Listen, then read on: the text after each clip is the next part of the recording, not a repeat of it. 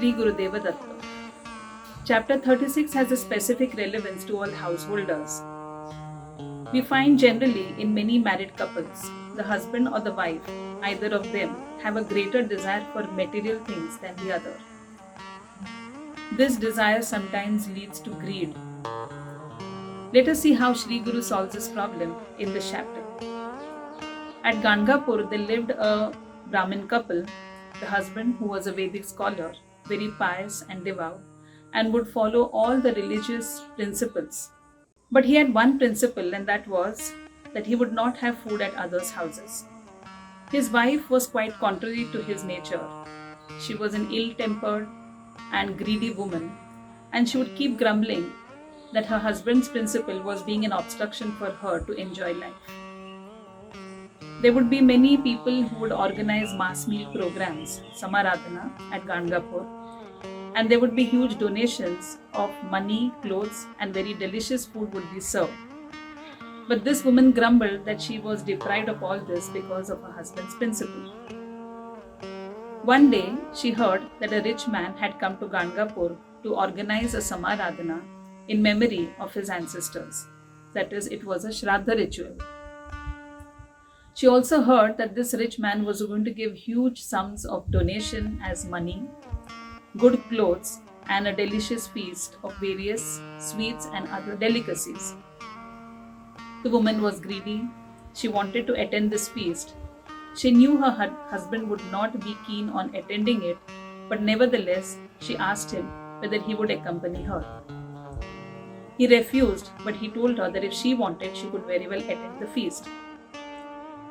The woman went to the host who was going to organize this feast and asked him whether she could attend this feast alone, as her husband was against having food at others' houses.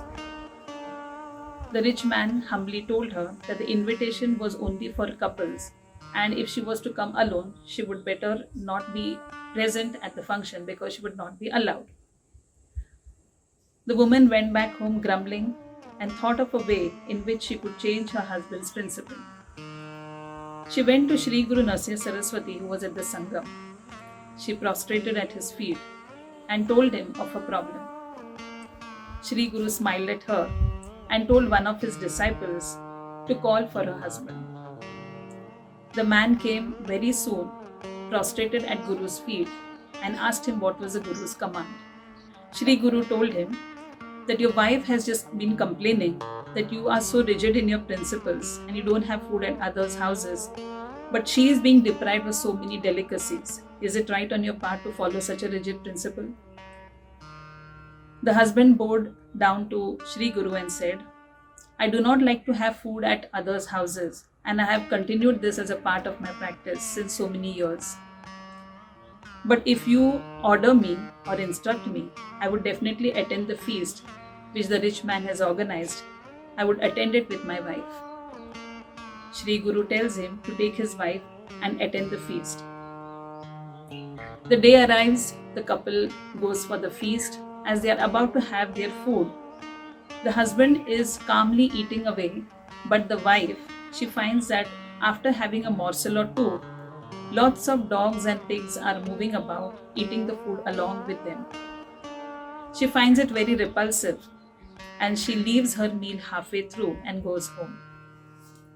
The husband, though, completes his meal, and when he goes home, he asks his wife about why she had left the meal incomplete. The wife narrated what all she had seen at the feast and how repulsive she felt at the thought of sharing food with dogs and pigs. The husband was very annoyed with her and lamented that because of her, he also had to break his promise or his principle. They both decided to go to Shree Guru Saraswati at Sangam. At the Sangam, the couple prostrated at Guru's feet.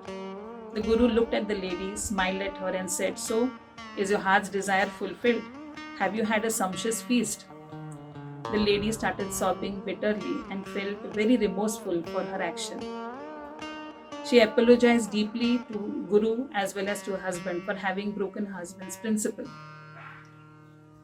The husband then asked Shree Guru what should be the further instruction for him for atonement of this particular sin which he had done. Shree Guru smiled at him and said, You have done no sin. Eating food at a Shraddha or anyone else's house is not a sin. In fact, if a person does not find any other ritualistic Brahmin to offer Shraddha, and if he, as a Vedic scholar and a learned Brahmin, refuses to have food at such a person's house, that would be a greater sin. The Brahmin husband then asked Shree Guru, what are the places where one can have food and where one should avoid having food? Shree Guru says you can have food at your Guru's house, your disciple's house, your maternal uncle's house, your in-law's house, but you should avoid having food at those people who live with a hand-to-mouth existence for their living. Those people who are thieves, dacoits, who are corrupt, and who have looted others' money. Avoid having food at those people's houses who do not bathe before cooking food. At courtesans' houses, these are places you must avoid food. He says, the food carries the vibrations of the person who feeds you. He says, you are the food that you eat. So if you eat food from a person who has pure thoughts, then your body also attains that purity. After giving him instructions on this, Shree Guru tells him that as a ritualistic Brahmin, it is his duty to wake up before sunrise each day, do his morning ablutions, have a bath, apply the sacred ash, offer flowers of a certain kind to certain deities. Shree Guru then goes on to tell how Gayatri mantra or any mantra should be recited. The best form of recitation is when one does it silently in one's mind. Whispering a mantra is a moderate form of recitation, but chanting a mantra very loudly is the worst form of recitation. Shree Guru also gives us some hygiene habits that we should follow. He says one should not excrete at places which are close to someone else's residence, and should also avoid excreting at places which are near the source of drinking water. He says before eating food, one must wash their hands, mouth and feet and sit at places only which are well ventilated and well lit. One should avoid dimly lit places to have their food.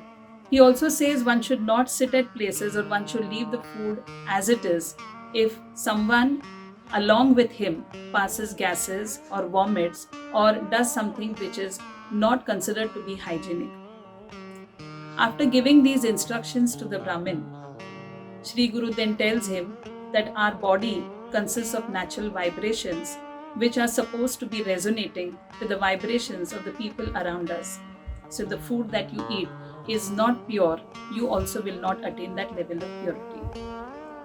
Promising the Guru that they would follow his instructions, the couple prostrates at Guru's feet and leaves for a happy married life. In this way, Shree Guru has solved the problems of householders by telling us that adjustment with each other, that is as a couple, is most important. There should be no ego and there should be no greed among the two. If one satisfies the legitimate demands of the other in a couple, then life would be nothing but paradise.